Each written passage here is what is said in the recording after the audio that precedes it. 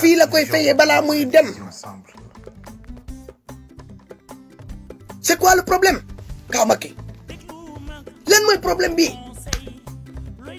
pourquoi sénégalais chaque jour yow boo yeewee foog sénégalais di jooy nga ko sénégalais di jooy di la jooyal naqar sa naqar xol ci kaw loo xamante ne que c'est légitime ça leur revient de droit man loolu laa mënut a comprendre bu ñuy dal sa kaw fii daf may métti mënuma ci dara parce que dal bi ñuy dal sa kaw yemuñu ci yow rek dañoo jégg ñi dem ba ci say waajur yi moo tax man j'arrive pas mu may métti mais quand je regarde votre comportement sa gouvernement bi ni mu constitué des gens yoo xamante ne que jël nga leen dem nga leen fekk ñoom ñi doon dund lu métti Kaw Macky je te signale que ni yow commencé ko sa ministre yi ba ci ku gën a tuuti yow président ba ci ku gën a tuuti ci location ngeen commencé woon dëmb ak barki dëmb amul leen woon dara ci location ngeen commencé woon comme man mii comme fukki sénégalais yi ak juróom tey ngeen soog a egg si fii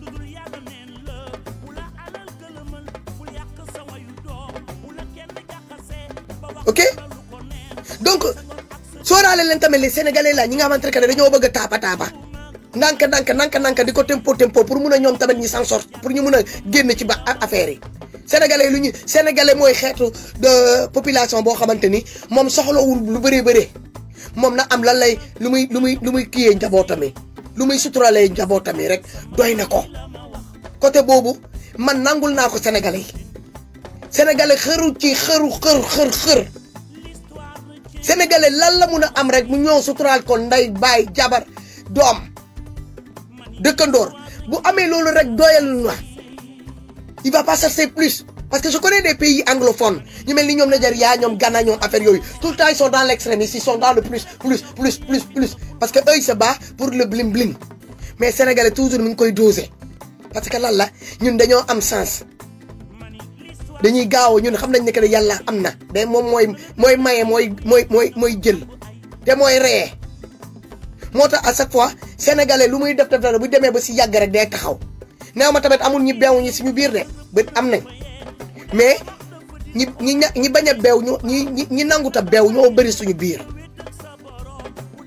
moolu Sénégal yi nekk ci différentes tefes ci Sénégal yi lan lañ war a mun a dem napp ci biir géej bi ak seen gaal yooyu may gis li war a mën a jeexal li nekk ci biir géej te Chinois yi jeexaluñu ko chalutiers yi européens yi di jóge fii Europe di dem ba suñu biir géej di ko napp jeexaluñu ko suñu dëkkandoor yi mel ni Mauritaniens yi di ko ñëw jël si suñu biir géej gi te chaque jour jeexaluñu ko Guinéens yi di ko ñëw jël si suñu biir géej te jeexaluñu ko chalutiers yi di jóge Gambie di ñëw dugg Sénégal di ko def te jeexaluñu ko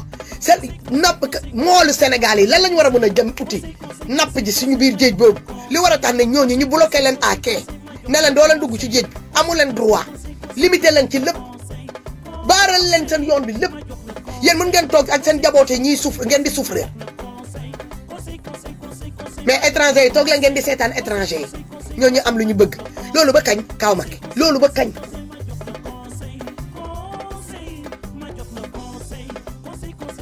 loolu ba kañ man damaa toog damaa analyser affaire bi analyser ko man doon seetaan vidéo bi attendez je regarde encore xam sama téléphone bii la wala bële may xool j'arrive pas à comprendre dama mujjee demaat encore ci archive ma xool sortie bi Ousmane Sonko defoon bi mu demee seeti mool yooyu ci booru géej bi témoignage boobu ñëw ñu indil ko wax ko seen difficulté bi ñuy dund ma xool conseil bi mu leen jox mooy jamono nu mu tuddati immigration meurtrière boobu suñu frères yi commencé woon ah ngeen gisoon ko le président Ousmane Sonko demoon ci booru géej bi doon wax ak sénégalais yi mbokkam sénégalais mais c'est comme ça loolu man bu ma nekkoon Sénégal si je pouvais le faire dem ci booru tefes Kafountine wax ak sénégalais yi fa nekk sama frères yi dem ci côté Cap Skirring def la même chose ñëw Mbour Joal dem noonu ba Dakar pourquoi pas ba Saint-Louis dinaa ko def sama devoir la nit ki devoir am bu koy def xaaru ci bu muy dem loo xamante ni que ne yow soxlooloo permis pour def ko yow soxlooloo autorisation kenn yow yaa toog nga xam ni que ne lii am naa ci gëdd am naa ci wàll nga jóg nga ne da nga koy dem doxi mais loolu lan moo fa nekk dafa mel ni ñu ne la dëj am na ci koñ bi ñu tàggee la dëju nit ci koñ mais nga jóg nga dem jaale ñu ne la lan moo tax nga ñëw jaale dëj boobu amoo droit ñëw jaar mais dëj ñëpp a ko bokk ngénte bu la ko nit waxee su la neexee nga toog nga bañ a dem mariage ku la ko su la neexee nga toog nga bañ a dem mais dëj kooku noonu de barke demee mi ngi la doon romb xëy naa dem nga ko woon gis sama fajal la sa sol wala yónnee na nit koo xamante ne que ne boole na la ak nit koo xamante ne que ne kooku defar moo la may tey li nga am exemple rek laa joxe loolu lan la war a mën a déranger ci nit ku jóg nga dem seet nit ku nekk ci difficulté ay nit yi nekk ci difficulté dem jël seen témoignage xam lan la ñuy dund lan moo leen apporter li leen indil loolu yow xam nga ko mais loolu lan la war a mën a déranger nit ba ngay yónnee ay alkaati ñi dem di def seen manière yi man je déplore même le comportement de nos policiers là et le ministre de l'Intérieur il est temps de recadrer tous les corps armés là sénégalais il est temps valeur bi ñu accordé woon le corps armé sénégalais moo xam police la gendarmerie militaire douanier nu mu tuddati agent eaux et forêt ah j'en passe ak yeneen GMI BMS yi ak ñoomi seen aujourd'hui depuis l'arrivée de Macky Sall ces gens là en train de se faire ñi ngi leen di dévaloriser loo ñi ngi montrer monde bi que ni vous êtes trompé pendant tous ces 50 et quelques années l'armée sénégalaise n'est rien la police sénégalaise c'est rien beneen étiquette beneen comportement beneen melokaan lañ nekk di leen won et arrivé à un certain moment Macky Sall dina fi jóge te yéen di ngeen continuer sol seen tenue ba seen retraite xool leen seen tenue bi lan moo tax ngeen ko doon sol bu leen xool c'est les ordres qui sont derrière cette tenue là regardez yéen lan moo leen xiiroon ci tenue bi lan moo tax ngeen jóg ngeen dem di jàng dugg école bango dem dugg école police jàng ba am ci seen diplôme parce que dans n'importe quel corps militaire jàng yaa ngi foofu te les ministres là ñi leen di jox ay ordre la majeure partie c'est des gens yoo xamante ne ñi ngi doon jaay ci ay quincaillerie du question damaa xeeb jaaykat quincaillerie de man miy jula laa ah c'est des nit yoo xamante ne que ñoom ñi ngi woon Dakar c'était des anonymes kenn xamu leen woon ci dara musu ñoo jaar ci armée xamuñu lan mooy armée ñu nag mën a yem dañ daan xëy di gis policier romb leen militaire romb leen douanier romb leen gendarmerie romb leen GMI romb leen BMS romb leen agent eaux et forêts romb leen préfet romb leen ak Guareva tey ñi xëy ñi jël leen dugal leen ci biiru gouvernement à la tête des Sénégalais ñu nommé leen ay ministre ñooñu ñooy toog di leen jox yenn ordre yi pour salir votre tenue pour vous déshonorer face au peuple sénégalais ngeen dem dee sax ci combat bi sax moo gën ñu door leen fetal ngeen daanu foofu sax au moins di ngeen ñibbi si ak honneur mais ñi jàppaleen solloo leen tenue jël leen pousse leen envers vos propres peuples ne leen dem leen allez déshonorer votre propre peuple c'est le contraire qui va se passer parce que vous allez vous déshonorer toute seule parce que population yooyu ngeen di dem di attaquer c'est des populations habillées en civil ils n'ont pas de tenue ils n'ont pas d'armes ils sont pas passés par l'école policière wala militaire wala à la gendarmerie non never c'est des civils monsieur madame tout le monde ñu jóge seen biir kër toog ci booru tefes wala jóge seen kër dem di xool ay nit yi nekk ci problème ñoo di wax ak ñoom c'est tout simple que ça loolu war la mën a lan la war a mën a déranger ci jamono bii ñu nekk nii problème yi depuis coronavirus bi ñëw problème Sénégal dafa gën a yokk problème sénégalais yi dafa gën a yokk te li may gis nii dem ba mu commencé bu arrêté wul à temps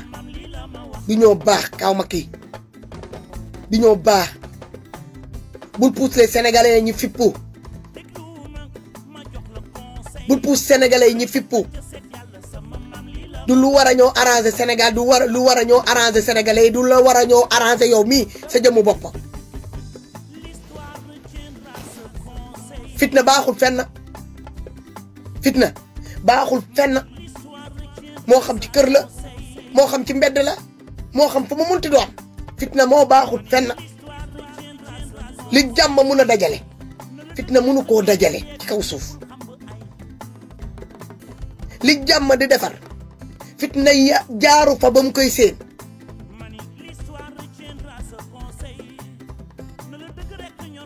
donc Kaw Macky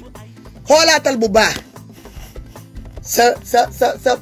entourage yi sa doomi aadama yi ngay jël di leen fal dans les différents postes parce que sénégalais yi ils en ont jusque là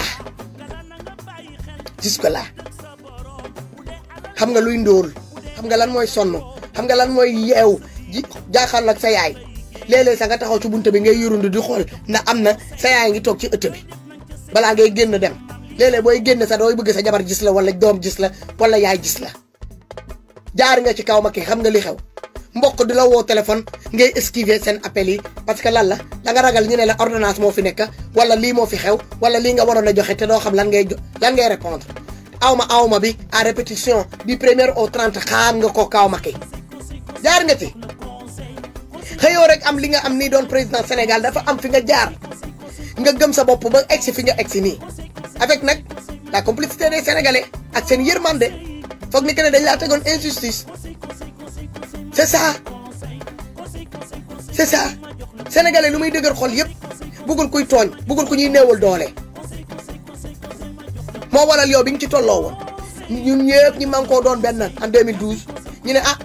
kaay la ñu jàppale ko ñu jàppale la ba yow nga dugg pale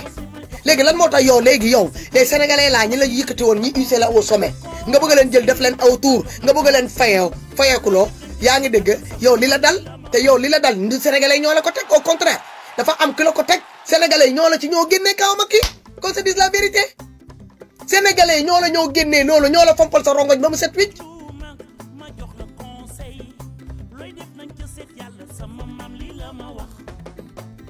Sénégalais ñoo la ci ñoo génnee ba mu set wicc sa lépp lañ la jëloon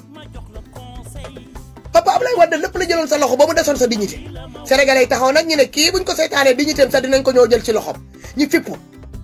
këf la boole la ak sa dignité ñu hissé la au sommet ñu ne la demal nga ñëw nga toog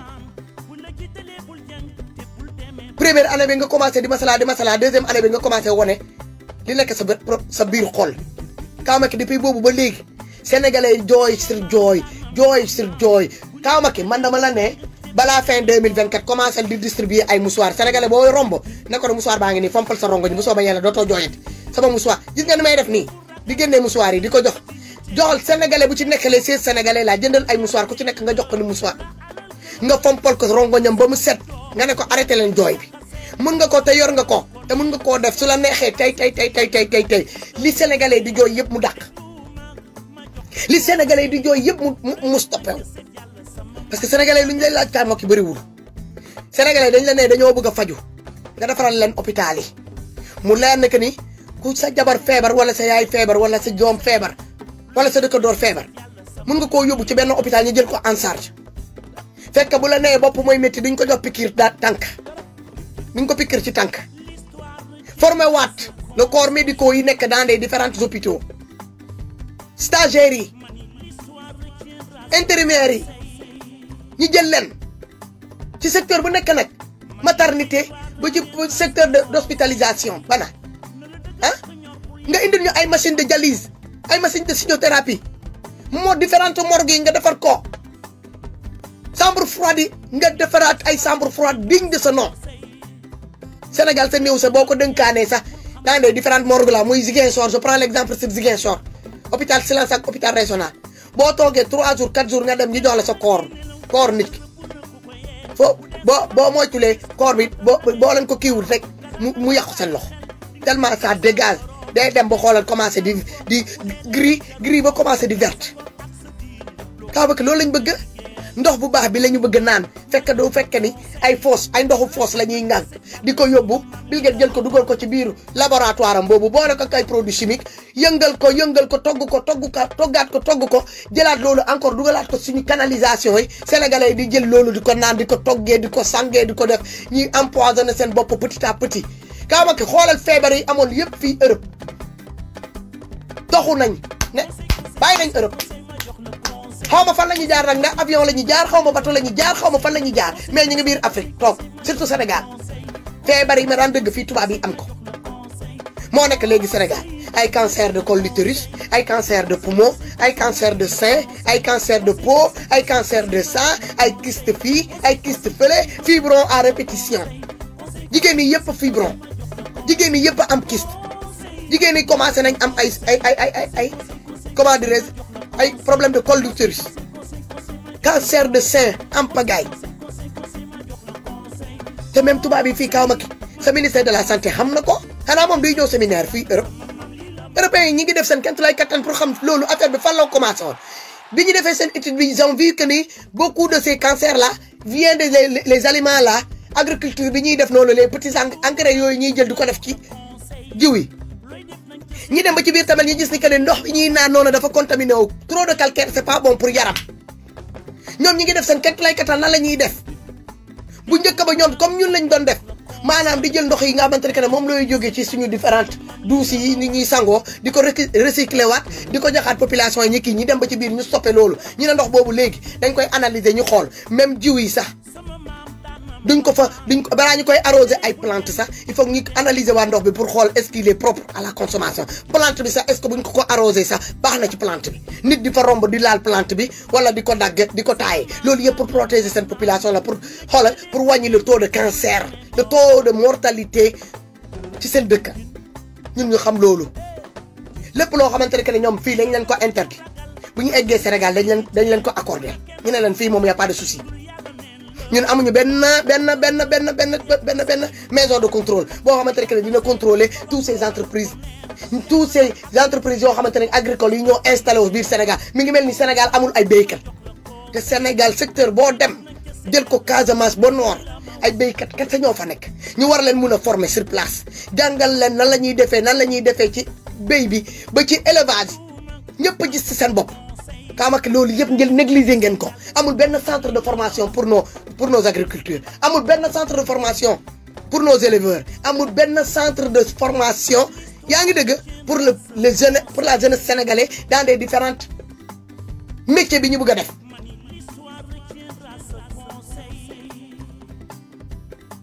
ngeen jël lépp centraliser ko au niveau de Dakar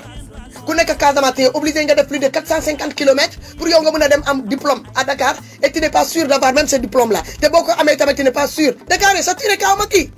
lan moo tax vous pouvez pas décentraliser ce qui se passe à Dakar ngeen jël ko sànni ko dans les différentes régions pourquoi avoir des régions ñi am ay régions am ay gouverneurs am ay préfets am ay sous-préfets am ay maires teg ci ay arrondissements ba pare ay centre de formation ay centre de culture centre doo leen ubbi ay affaires yu bëri pour la jeunesse chaque région ngeen xool comment faire. Un ministre qui est à Dakar il est nommé ministre mu ñëw toog Dakar non seulement il est maire là où il est on le nomme en même temps ministre léegi moom benn taat mu bugg a toog ci ñaari fauteuil mi ngi continuer laal salaire am en tant que monsieur le maire de l'autre côté mi ngi am tamit beneen salaire en tant que ministre te balaa muy doon ministre wala muy doon tamit monsieur le maire dafa amoon ci lu mu doon yëngatu tamit foofu tamit mi ngi ciy am xaalis benn nit ñiy accumuler ba léegi amul kenn kuy naan ni que ne léegi stop c'est quoi ça.